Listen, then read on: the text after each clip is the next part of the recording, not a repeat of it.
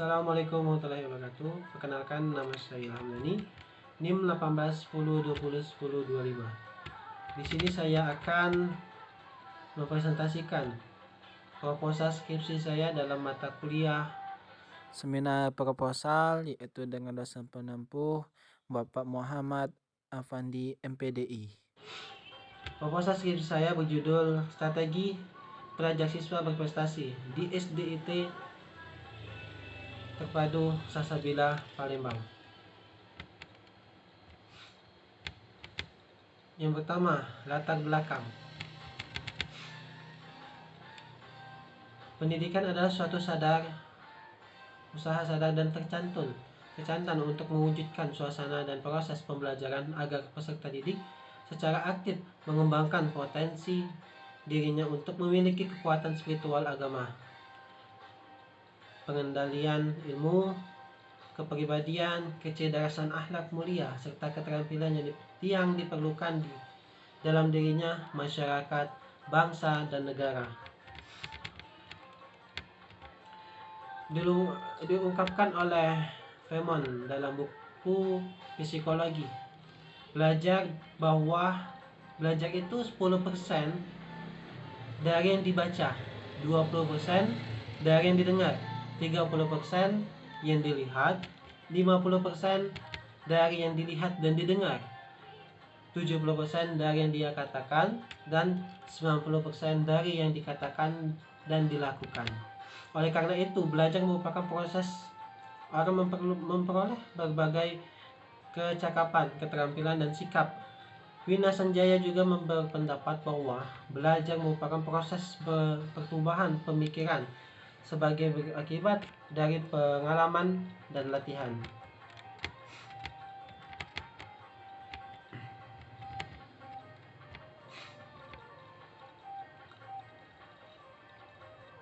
Berbagai macam perbedaan pendapat beberapa persoalan dalam belajar. Ada siswa yang sulit di dalam salah satu bidang studi, sehingga siswa tersebut saling sulit untuk menerimanya.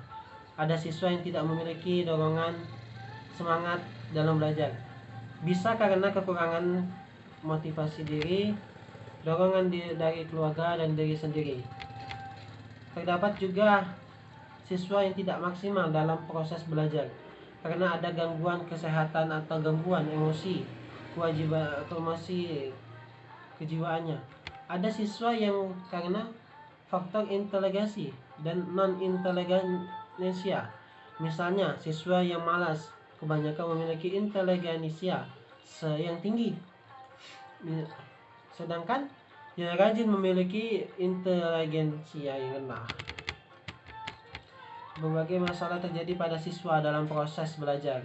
Guru memainkan peran penting dalam meningkatkan pemahaman terhadap proses belajar. Jadi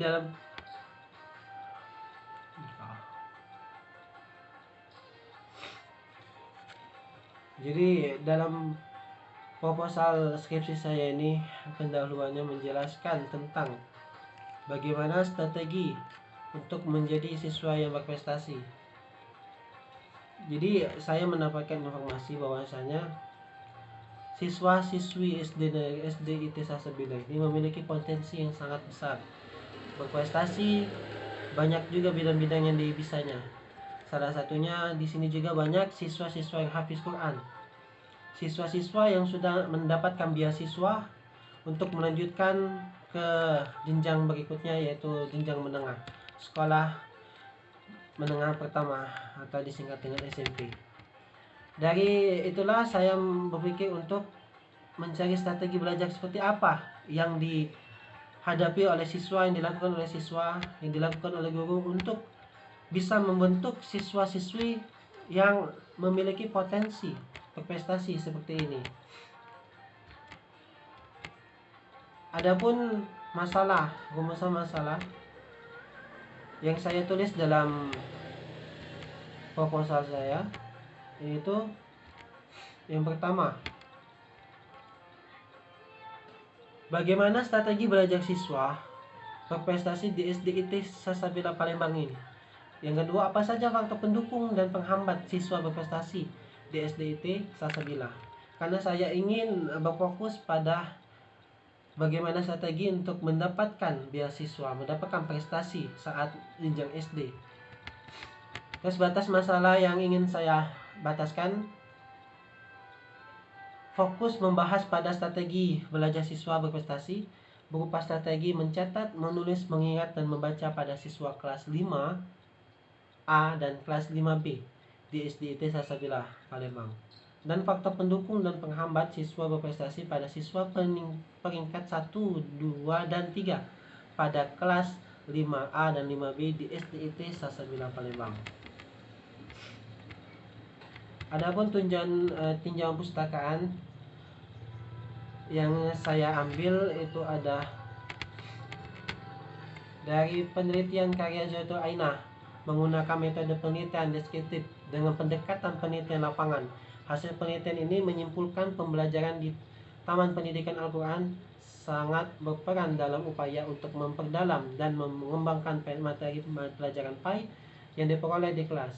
Rata-rata hasil belajar siswa meningkat. Pembelajaran ini di TPA lebih tinggi nilai rata-rata dibandingkan dengan siswa yang tidak mengikuti pembelajaran TPA. Di sini sama-sama membahas tentang strategi, tapi yang mungkin membedakan dari rujukan tinjauan pustaka berfokus pada pembelajaran PAI, sedangkan penulis berfokus pada strategi yang dilakukan dalam pembelajaran segala bidang. Ada juga tinjauan pustaka dari peneliti karya Rafiq Rizky Liana. Penelitian ini menggunakan pendekatan penelitian kualitatif lapangan dengan menggunakan metode deskriptif. Penelitian ini juga menggunakan teknik pengumpulan data berupa observasi, wawancara dalam mengumpulkan data dan penelitian. Hasil dari penelitian ini bahwa siswa SMP Negeri 20 Palembang merupakan gaya belajar yang berbeda-beda satu sama lain, yaitu tentang cara bagaimana siswa menyerap, menerima, dan mengolah informasi ke dalam otaknya melalui inderanya, yaitu visual, auditory, dan kinestetik. Jadi tinjauan pustaka yang diambil dari Rizky ini saya memiliki kesamaan, yaitu dalam meningkatkan gaya belajar yang berbeda dan juga menggunakan penelitian, observasi, wawancara, dan dokumentasi yang sama seperti yang saya lakukan, hanya saja berbeda. Dia melakukan tingkatan SMP dan penulis melakukan tingkat SD. Kerangka teori ini saya hanya berfokus pada judul, yaitu strategi belajar. Strategi belajar mempunyai pengertian satu garis besar haluan untuk bertindak dalam suatu mencapai sarana yang telah ditentukan. Strategi juga diartikan sebagai perencana yang berisi rangkaian kegiatan yang didesain untuk mencapai tujuan tertentu. Menurut Saiful Bahari, Jamah belajar adalah usaha atau suatu kegiatan yang dilakukan secara sadar supaya mengetahui atau dapat melakukan sesuatu. Dan juga penulis memasukkan kerangka teori yaitu prestasi belajar. Istilah prestasi belajar terdiri dari dua suku kata, yaitu prestasi dan belajar. Prestasi dalam kamus ilmiah populer didefinisikan sebagai hasil yang telah dicapai, sedangkan belajar menurut Skinner yang dikutip Barlow berpendapat bahwa belajar adalah suatu proses adaptasi, penyesuaian tingkah laku yang berlangsung secara progresif. Di sini juga penulis memasukkan metode penelitian. Metode penelitian yaitu yang pertama melakukan pendekatan dan jenis penelitian. Pendekatan penelitian yang penulis gunakan dalam penelitian ini adalah pendekatan penelitian kualitatif. Pendekatan penelitian kualitatif adalah penelitian yang digunakan untuk melihat pada kondisi objek alamiah, di mana penelitian merupakan instrumen kunci. Data kualitatif adalah penelitian tentang riset yang bersifat deskriptif dan cenderung menggunakan analisis. Di sini juga jenis penelitian yang digunakan yaitu penelitian field atau penelitian lapangan Dengan menggunakan metode deskriptif, penelitian deskriptif adalah penelitian berusaha mendeskripsikan suatu gejala peristiwa kejadian yang terjadi saat sekarang. Penelitian deskriptif memusatkan pada masalah aktual sebagai adanya pada saat penelitian.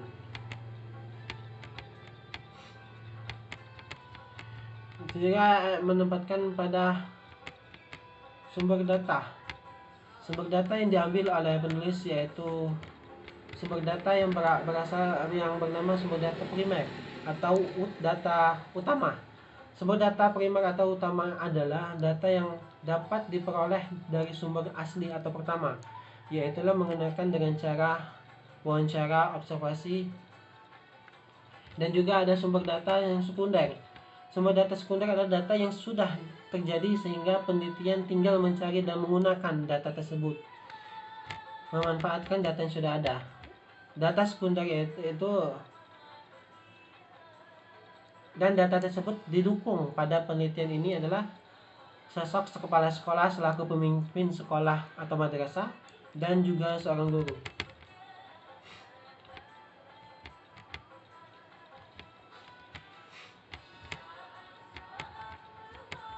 Teknik pengumpulan data. Teknik pengumpulan data atau instrumen yang kami gunakan yaitu menggunakan interview atau wawancara, observasi, dan dokumentasi. Interview, wawancara dilakukan sebagai teknik pengumpulan data apabila peneliti ingin melakukan studi dahuluan untuk menemukan permasalahan yang harus diteliti. Teknik wawancara yang digunakan dalam penelitian ini adalah dengan menggunakan pendekatan wawancara mendalami, yaitu teknik wawancara yang dilakukan dengan cara memperoleh keterangan untuk tujuan penelitian dengan cara tanya jawab sambil bertatap muka antara pewawancara dengan responden, baik menggunakan pedoman atau tidak menggunakan pedoman. Wawancara di mana pewawancara dan informasi yang terlibat dalam kehidupan sosial yang relatif lama. Dan juga melakukan observasi. Observasi merupakan teknik pengumpulan data di mana peneliti menggunakan mata dan telinga untuk merekam data secara ingin sangat sesuai untuk mengaji proses dan perilaku, atau juga dengan bantuan guru yang bersangkutan di SD IT Salsabila Palembang. Dan dokumentasi merupakan catatan peristiwa yang sudah berlalu. Dokumen bisa berbentuk tulisan, gambaran, atau karya momental dari seseorang. Dokumen berbentuk tulisan misalnya catatan harian, sejarah kehidupan, serta biografi. Peraturan kebijakan dokumentasi. Dokumentasi adalah cara mengumpulkan data melalui peninggalan yang tertulis seperti arsip, buku, dan lain sebagainya. Dokumentasi ini bisa digunakan untuk mengumpulkan data tentang jumlah penduduk dan letak geografis wilayah penelitian. Baiklah, saudara-saudara, sahabatku, itulah presentasi dari proposal skripsi saya. Semoga dapat dimengerti dan dapat disimak dengan baik. Jika ada salah kata, saya mohon maaf. Kepada Allah saya mohon ampun. Saya akhiri wabillahi taufiq wal hidayah. Wassalamualaikum warahmatullahi wabarakatuh.